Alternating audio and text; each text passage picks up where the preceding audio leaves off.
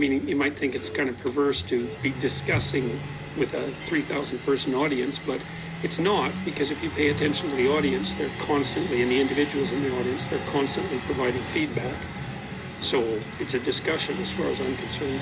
Feedback in applause, laughter. Sometimes they shout things out too, right? Shuffling.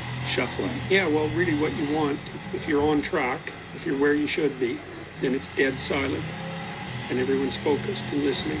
And so if that's not happening, I mean, there can be laughter and that kind of thing, but generally speaking, you don't want to hear noise from the audience.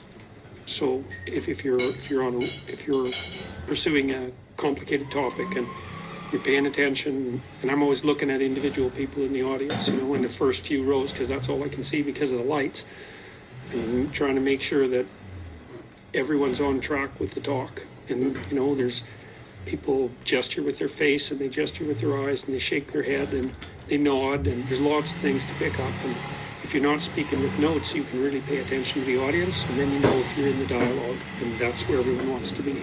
Yeah, it's an interesting thing you're doing, because you have experience in doing that with lectures in colleges and universities, but now it's the general public, and people just pay to see it, and you fill up these huge, gigantic theaters. I mean, I've seen some of the places that you guys are doing it.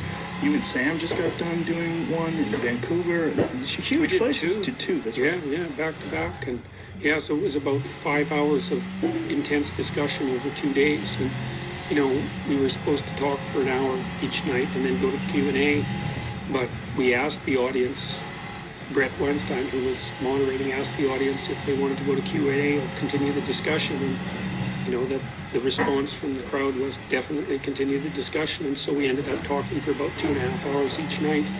And again, it was the audience is along for the ride. And they were good discussions as far as I'm concerned. It was kind of marketed as a takedown in some sense, Harris versus Peterson. Right.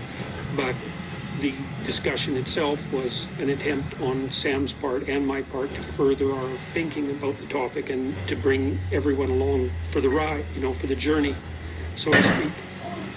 Yeah, well, you guys had 2 podcasts that you did over the phone. So these were the first meetings that you guys had in person. Yeah, it was the first time I'd met Sam. So the first one that you 2 had was marred by this discussion about what is truth. Yeah. And it was a strange sort of you got stuck. You guys got kind of stuck in that first conversation. But I felt like the second one was much better. Yes. Maybe both of you kind of recognized there were some errors made in the first podcast. Yeah, we augured in on a definition and couldn't let it go. And so that wasn't so good. Yeah, and I wasn't in tip-top shape for that first discussion, well, for the second one for that matter. But they've been each discussion I've had with Sam has been getting better. So as far as I'm concerned, I think he feels the same way. And I mean, we're trying to sort something out that's really, really difficult. And it's the relationship between facts and values, which is parallel to the relationship between, say, objective truth and narrative, or parallel to the distinction between scientific fact and religious truth. All of those things sort of are layered on top of each other, and it's an extraordinarily difficult topic.